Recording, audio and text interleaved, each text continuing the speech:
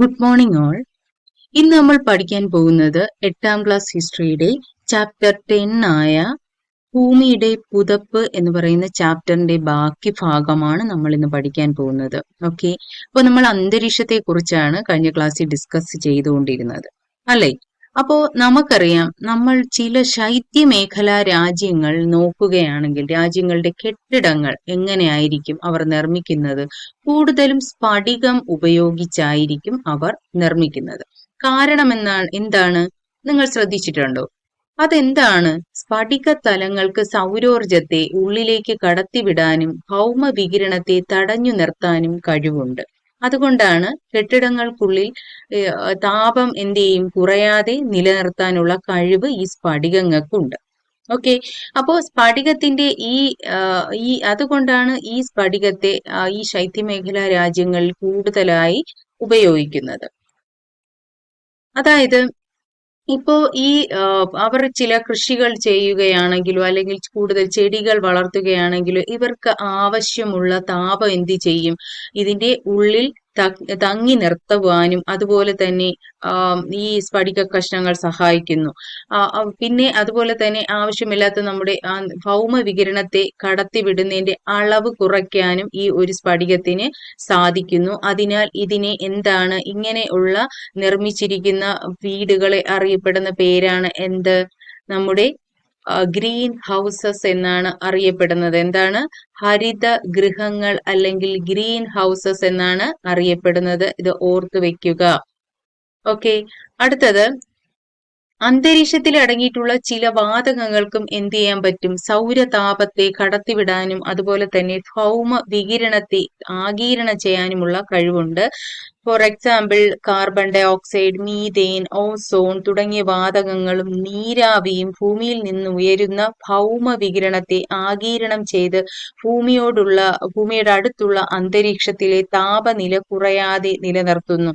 ഈ പ്രതിഭാസത്തെ പറയുന്ന പേരാണ് ഹരിതഗൃഹ പ്രഭാവം. ഹരിതഗൃഹ പ്രഭാവം അല്ലെങ്കിൽ ഗ്രീൻ ഹൗസ് എഫക്റ്റ് എന്ന് അറിയപ്പെടുന്നു.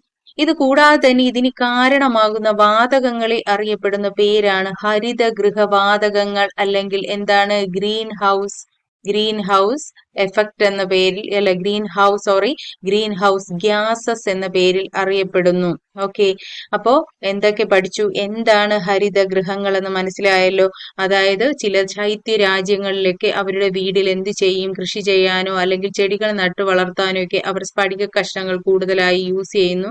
അതായത് ഗ്രീൻ ഹൗസസ് അവർ നിർമ്മിക്കുന്നു. കാരണം ആ ചെടികൾക്ക് ആവശ്യമായ താപം ഉള്ളിൽ നിലനിർത്താനും ഭൗമ വികിരണങ്ങളുടെ ആഗിരണത്തെ തടഞ്ഞു നിർത്താനുമാണ് ഈ ഹരിതഗൃഹങ്ങൾ അവർ യൂസ് ചെയ്യുന്നത്.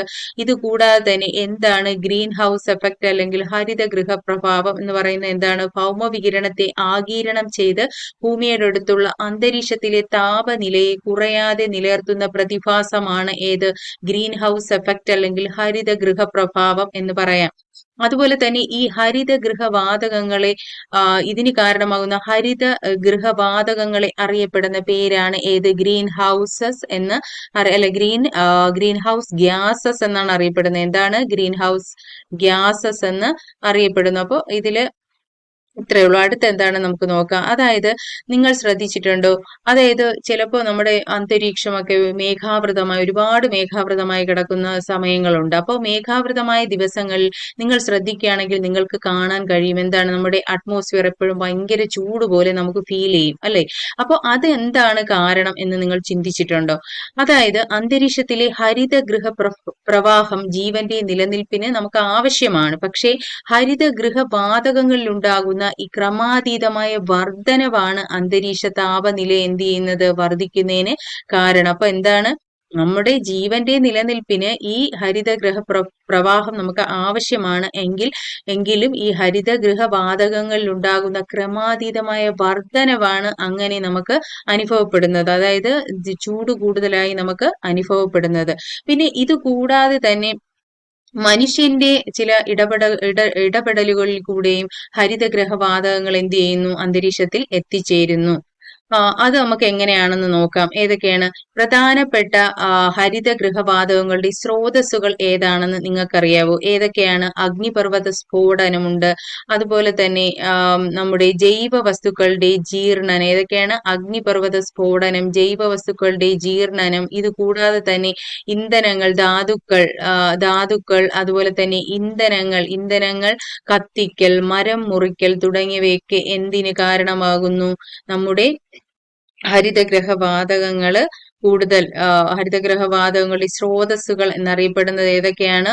അഗ്നിപർവ്വത സ്ഫോടനം, അതുപോലെ തന്നെ ജൈവ വസ്തുക്കളുടെ ജീർണനം, അതുപോലെ തന്നെ ഇന്ധനങ്ങൾ കത്തിക്കൽ, മരം മുറിക്കൽ, ഇവയുടെയൊക്കെ പ്രവർത്തനങ്ങളിലൂടെയും എന്ത് ചെയ്യുന്നു?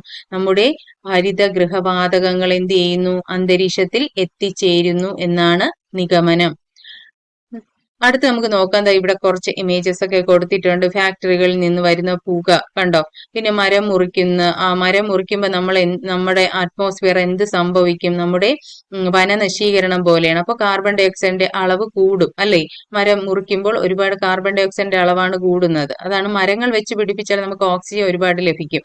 അതുപോലെ തന്നെ റോഡിൽ വാഹനങ്ങളിലുള്ള പുകകൾ, വാഹനങ്ങളിൽ കൂടെ പോകുന്ന ആ വാഹനങ്ങൾ ഓടുമ്പോൾ ഉണ്ടാകുന്ന ആ ഒരു കാർബൺ ഡൈ ഓക്സൈഡിന്റെ അളവ് അല്ലേ? അപ്പോ അതൊക്കെ നമ്മുടെ പ്രകൃതിയെ മലിനമാക്കുന്നു. അപ്പോൾ അന്തരീക്ഷത്തിൽ കാർബൺ ഡൈ ഓക്സൈഡിന്റെ അളവ് കൂടുന്നതിന് ഏറ്റവും വലിയ കാരണം എന്ന് പറയുന്നത് എന്താണ്? വനനശീകരണമാണ് അല്ലേ? അപ്പോൾ ഇതൊക്കെ ജസ്റ്റ് ഒന്ന് നിങ്ങൾ നോക്കി വെച്ചാൽ മതി. അടുത്തത് മാറുന്ന അന്തരീക്ഷ സ്ഥിതി. എന്താണ് മാറുന്ന അന്തരീക്ഷ സ്ഥിതി എന്ന് നിങ്ങൾ ചിന്തിച്ചിട്ടുണ്ടോ? വ്യവസായവൽക്കരണം, നഗരവൽക്കരണം തുടങ്ങിയവ അതിവേഗത്തിലുള്ള അന്തരീക്ഷ മാറ്റങ്ങൾക്ക് കാരണമാകുന്നു ആണല്ലോ.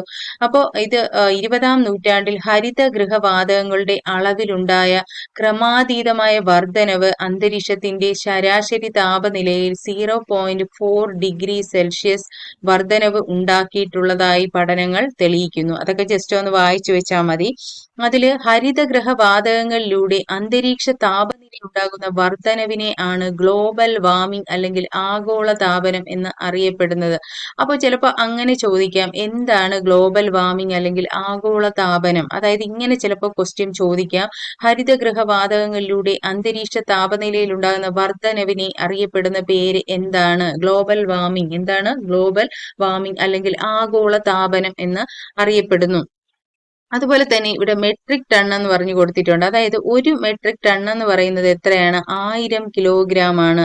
ഒരു മെട്രിക് ടൺ എന്ന് പറയുന്നത് എത്രയാണ്? 1000 കിലോഗ്രാം ആണ്. അത് ഒന്ന് വായിച്ചു വെക്കുക. അടുത്തത് ആഗോളതാപനം ഭൂമിയിലെ ജീവജാലങ്ങളുടെ നിലനിൽപ്പിന് ഭീഷണിയാണ്. അത് എങ്ങനെയൊക്കെയാണെന്ന് നമുക്ക് നോക്കാം. അതുപോലെ തന്നെ ഇവിടെ ഒരു കോളത്തിൽ കൊടുത്തിട്ടുണ്ട്, എന്താണ് ക്യോട്ടോ പ്രോട്ടോകോൾ? എന്താണ് ക്യോട്ടോ പ്രോട്ടോകോൾ എന്ന് നമുക്ക് നോക്കാം.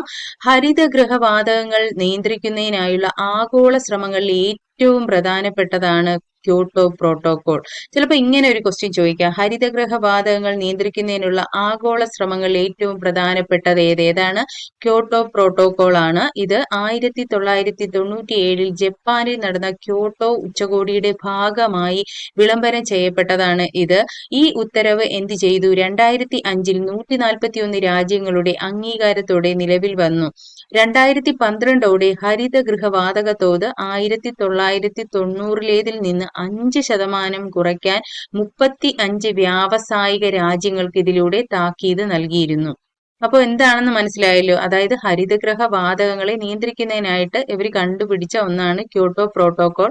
ഇത് വെച്ചിട്ട് ഇവർ എന്ത് ചെയ്തു? 141 രാജ്യങ്ങളുടെ അംഗീകാരത്തോടു കൂടി ഇവർ എന്ത് ചെയ്തു? 35 വ്യാവസായിക രാജ്യങ്ങൾക്ക് ഇതിലൂടെ താക്കീത് നൽകിയിരുന്നു. അതായത് എങ്ങനെ നമുക്ക് ഈ ഹരിതഗൃഹവാതകങ്ങളെ നിയന്ത്രിക്കാൻ ഉള്ള സംരക്ഷണം എങ്ങനെയൊക്കെ സ്വീകരിക്കാം, അതാണ് ഈ ഒരു പ്രോട്ടോകോളിൽ പറയുന്നത്. അതുപോലെ തന്നെ ആഗോളതാപനം ഭൂമിയിലെ ജീവജാലങ്ങൾക്ക് ഒരുപാട് ഭീഷണിയാണ് ആണല്ലോ. അതെങ്ങനെയൊക്കെയാണെന്ന് നമുക്ക് നോക്കാം. അതായത് ഫസ്റ്റ് വൺ, ധ്രുവ പ്രദേശങ്ങളിലെ മഞ്ഞുരുകുന്നതിലൂടെ സമുദ്രനിരപ്പ് എന്ത് ചെയ്യും? സമുദ്ര ജലനിരപ്പ് ഉയരും അല്ലേ? അതുപോലെ തന്നെ സമുദ്രതീര ആവാസ വ്യവസ്ഥയിൽ ഉണ്ടാകുന്ന നാശം, ഭക്ഷ്യ ദൗർലഭ്യം, വൻതോതിലുള്ള കുടിയേറ്റം തുടങ്ങിയ പ്രശ്നങ്ങൾക്ക് കാരണമാകും. അപ്പൊ ഇതും ആഗോളതാപനത്തിനുള്ള വർധനവ് കൂട്ടും. അതുപോലെ തന്നെ ആവാസ വ്യവസ്ഥയിലെ പല സസ്യജന്തുജാലങ്ങളുടെയും നാശത്തിന് ഈ ആഗോളതാപനം എന്ത് ചെയ്യും? വഴിതെളിക്കും. അല്ലേ? അപ്പോൾ ഇതൊക്കെയാണ് ആഗോള ഹരിതഗൃഹ വാതകങ്ങളുടെ അളവിലുണ്ടാകുന്ന വർധനവാണ് ആഗോള താപനത്തിലേക്ക് നയിക്കുന്നതെന്ന് നിങ്ങൾക്കൊക്കെ മനസ്സിലായല്ലോ. അപ്പോൾ ആഗോള താപനം നിയന്ത്രിക്കാൻ നമുക്ക് എന്തൊക്കെ ചെയ്യാം എന്ന് നിങ്ങൾ ചിന്തിച്ച് ചെയ്യുക. നിങ്ങൾ ഈ ടെസ്റ്റ് എഴുതുന്നവർ ജസ്റ്റ് ഒന്ന് വെച്ചാൽ മതി. ഈ 8ാം ക്ലാസ്സിൽ പഠിക്കുന്ന കുട്ടികൾ ഇതൊക്കെ ഒന്ന് ചിന്തിച്ച് നോക്കണം. ഓക്കെ. അപ്പോൾ എന്താണ് ആഗോളതാപനം തടയാൻ വേണ്ടിയിട്ട് നമുക്ക് എന്തൊക്കെ ചെയ്യാം? ചെടികൾ ഒരുപാട് വെച്ച് പിടിപ്പിക്കാം. അതുപോലെ തന്നെ വനനശീകരണം കുറയ്ക്കാം, അല്ലേ? അതുപോലെ തന്നെ ഇപ്പോൾ ഒരുപാട് ഇലക്ട്രിക് വാഹനങ്ങളാണ് യൂസ് ചെയ്യുന്നത്. അതായത് കാർബൺ ഡൈ ഓക്സൈഡിന്റെ അളവ് കുറയ്ക്കാൻ വേണ്ടിയിട്ട്. പിന്നെ ഫാക്ടറികൾ അതുപോലെയാണ്. അപ്പൊ നമ്മുടെ പ്രകൃതിയെ മലിനീകരിക്കുന്നത് നമുക്ക് ഒരു പരിധി വരെ നിയന്ത്രിക്കുകയാണെങ്കിൽ നമുക്ക് എന്ത് ചെയ്യാൻ പറ്റും? ഹരിതഗ്രഹ പ്രഭാവം ഉണ്ടാവാതെ നമുക്ക് നോക്കാൻ പറ്റും, അല്ലേ? അപ്പോൾ next we will discuss about ഭൂമിക്ക് കുടയായ ഓസോൺ. അപ്പോൾ ഭൂമിയുടെ കുട എന്നറിയപ്പെടുന്നത് ഏതാണ്? ഓസോൺ പാളിയാണെന്ന് നമുക്ക് എല്ലാവർക്കും അറിയാം, അല്ലേ? അപ്പോൾ എന്താണ് ഓസോൺ പാളി എന്ന് നമുക്ക് നോക്കാം. അതായത് അന്തരീക്ഷത്തിന്റെ ഉയർന്ന ഭാഗങ്ങളിൽ ഒരു പാളിയായി ഓസോൺ വാതകം എന്ത് ചെയ്തിട്ടുണ്ട്? കേന്ദ്രീകരിച്ചിട്ടുണ്ട്. ഇതിനെയാണ് ഓസോൺ പാളി എന്ന് പറയുന്നത്. അപ്പൊ എന്താണ് ഓസോൺ പാളി? ചിലപ്പോൾ ഇങ്ങനെ ക്വസ്റ്റ്യൻ ചോദിക്കാം. അന്തരീക്ഷത്തിന്റെ ഉയർന്ന ഭാഗങ്ങളിൽ ഒരു പാളിയായി കേന്ദ്രീകരിച്ചിരിക്കുന്നത് എന്തിനെ ആണ്, അല്ലെങ്കിൽ എന്താണ് അതിനെ അറിയപ്പെടുന്ന പേര്? അന്തരീക്ഷത്തിന്റെ ഉയർന്ന ഭാഗങ്ങളിൽ ഒരു പാളിയായി കാണപ്പെടുന്നതിനെ അറിയപ്പെടുന്ന എന്താണ്? ഓസോൺ പാളി. ഇതാരും മറക്കരുത്. ഈ ഓസോൺ പാളി എന്താണ് നമുക്ക് ചെയ്യുന്നത്? നമുക്കറിയാം, നമ്മളെ സംരക്ഷിക്കുന്ന, അതായത് സൂര്യനിൽ നിന്നുള്ള അതിഹാനികരമായ അൾട്രാവയലറ്റ് രശ്മികളെ ആഗിരണം ചെയ്യുകയും ഭൂമിയിലെ ജീവജാലങ്ങളെ എന്ത് ചെയ്യും? സംരക്ഷിക്കുകയും ചെയ്യുന്നു. അതാണ് ഇത് എന്ത് ചെയ്യുന്നത്? ഓസോൺ പാളി നമ്മളെ സംരക്ഷിക്കുന്നത്. അത് ഓർത്തു വെക്കുക. അപ്പൊ എന്താണ് ഓസോൺ പാളി? ഭൂമിയുടെ കുടയായി പ്രവർത്തിക്കുന്നതാണ് ഓസോൺ പാളി. അത് ഓർത്തു വെക്കുക. അടുത്തത് ഓസോൺ എങ്ങനെയാണ് ഓസോണിന്റെ രൂപീകരണം എങ്ങനെയാണ്? അതായത് അന്തരീക്ഷത്തിൽ ഏകദേശം 20 മുതൽ 50 കിലോമീറ്റർ വരെ ഉയരത്തിൽ സൂര്യരശ്മികളിലെ അൾട്രാവയലറ്റ് കിരണങ്ങൾ സാധാരണ ഓക്സിജൻ തന്മാത്രകളെ എന്ത് ചെയ്യും? വിഘടിപ്പിക്കുകയും അങ്ങനെ ഏക അറ്റോമിക ഓക്സിജൻ തന്മാത്രകൾ രൂപപ്പെടുകയും ചെയ്യുന്നു. ഈ ഏക അറ്റോമിക ഓക്സിജൻ തന്മാത്രകൾ സാധാരണ ഓക്സിജൻ തന്മാത്രകളോട് ചേർന്ന് 3 ആറ്റമുള്ള ഓസോൺ വാതകം രൂപം കൊള്ളുന്നു. അപ്പോ ഏക അറ്റോമിക ഓക്സിജൻ തന്മാത്രകൾ സാധാരണ ഓക്സിജൻ തന്മാത്രകളോട് ചേർന്ന് 3 ആറ്റമുള്ള ഒരു ഓസോൺ വാതകം രൂപം കൊള്ളുന്നു. ഈ പ്രക്രിയയെ അറിയപ്പെടുന്ന പേരാണ് എന്ത്? ഓസോണീകരണം, അല്ലെങ്കിൽ എന്താണ്? ഓസണൈസേഷൻ എന്ന് അറിയപ്പെടുന്നു. അപ്പോൾ എന്താണ്? ഏക അറ്റോമിക ഓക്സിജൻ തന്മാത്രകൾ എന്ത് ചെയ്യുന്നു? സാധാരണ ഓക്സിജൻ തന്മാത്രകളോട് ചേർന്ന് എന്ത് ചെയ്യുന്നു? 3 ആറ്റം ഒരു ഓസോൺ വാതകം രൂപം കൊള്ളുന്നു. ഈ പ്രക്രിയയെ അറിയപ്പെടുന്ന പേരാണ് ഓസോണൈസേഷൻ, അല്ലെങ്കിൽ ഓസോണീകരണം എന്ന് അറിയപ്പെടുന്നത്. അപ്പൊ അതെന്താണെന്ന് മനസ്സിലായല്ലോ. അപ്പൊ ഇതിൽ ഒരു ഇമേജസ് കൊടുത്തിട്ടുണ്ട്. നിങ്ങൾ അത് നോക്കി മനസ്സിലാക്കുക. എങ്ങനെയാണ് ഓസണൈസേഷൻ നടക്കുന്നത് എന്ന് നിങ്ങൾ നോക്കി വെക്കുക. ഓക്കെ. അപ്പൊ അടുത്തത് അൾട്രാവയലറ്റ് കിരണങ്ങൾ ഉണ്ടാക്കിയേക്കാവുന്ന, അതായത് നമ്മുടെ ഭൂമിയിൽ അൾട്രാവയലറ്റ് കിരണങ്ങൾ എത്തിപ്പെട്ടാൽ എന്തൊക്കെ ദോഷഫലങ്ങളാണ് നമുക്കുണ്ടാകുന്നത് എന്ന് നമുക്ക് നോക്കാം. അതായത് അൾട്രാവയലറ്റ് കിരണങ്ങൾ സൃഷ്ടിക്കുന്ന ദോഷഫലങ്ങളാണ്.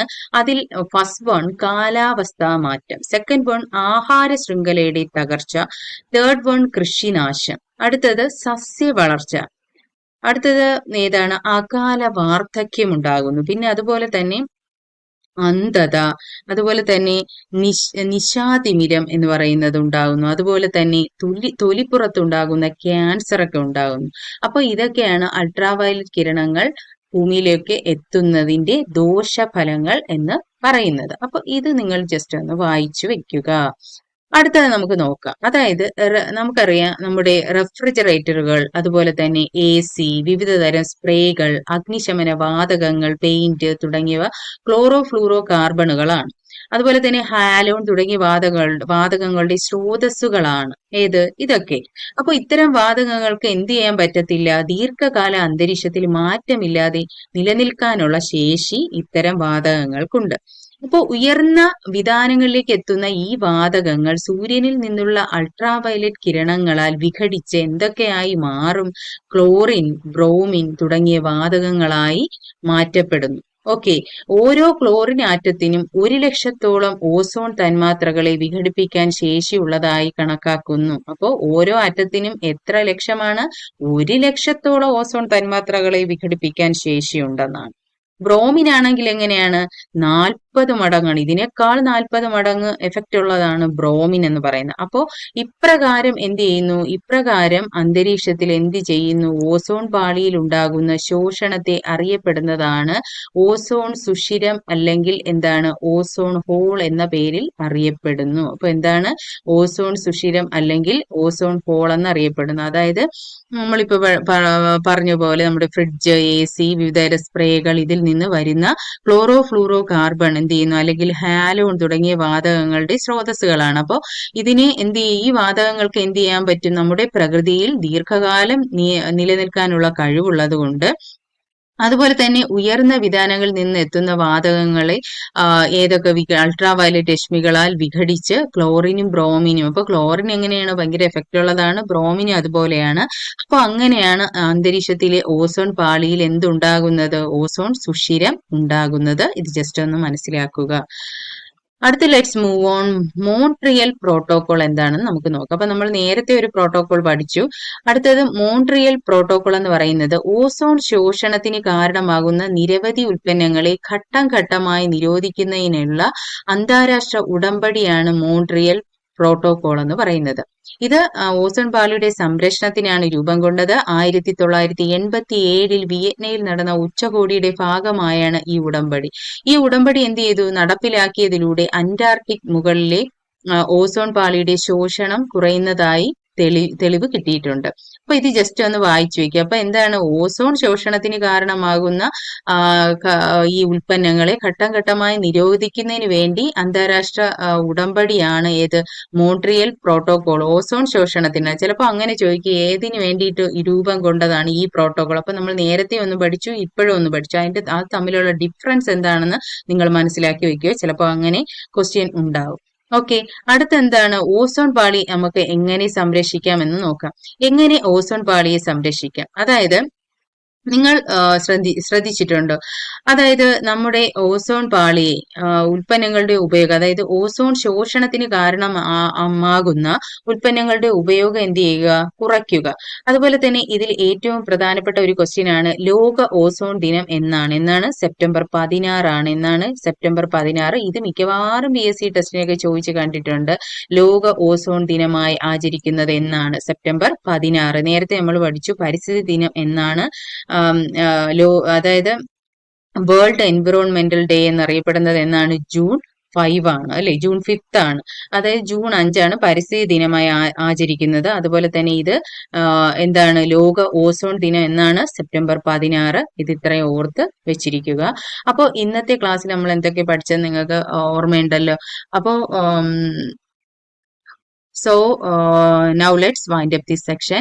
Okay, don't forget to watch my channel. If you like my channel, please like, share and subscribe. Okay, see you tomorrow. Okay, thank you.